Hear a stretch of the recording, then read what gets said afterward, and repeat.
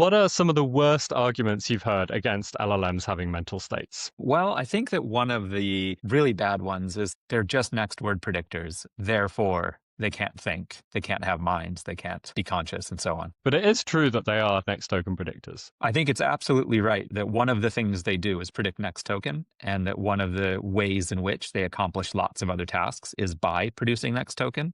But there are lots of things that we do by doing other things. And so there's no immediate, easy inference from it does this, therefore that's not a way of doing this other thing. It might be, for example, that I put one foot in front of the other, and that's a way of getting to the bus. So we should be open to the possibility that predicting the next token is a way of doing some of these other more interesting things. The next token predictor characterization of LLMs is itself a little bit outdated because obviously these models are now fine-tuned. Techniques like reinforcement learning to human feedback, unless you're dealing with base models, these are not next token predictors anyway. There's a lot of characterizations of LLMs that say, oh, it's just matrix multiplication or something like that. And again, look, you can characterize any cognitive system according to multiple levels of description. What is the hardware or wetware doing? The algorithmic level, what are the fine-grained computational processes that are happening? And then the top level, the computational level, or I think more helpfully characterized sometimes as the functional level, which is, what is the behavior for? What is the task it's accomplishing? You can give a multi-level description of what's going on in humans. Oh, you're not really in love. It's just your anterior cingulate gyrus, coalitions of neurons firing there. But none of this excludes the possibility of high-level psychological descriptions. The fact that we can characterize LLMs as doing matrix multiplication or whatever obviously doesn't mean that there is an appropriate psychological level, but I don't think it excludes it either.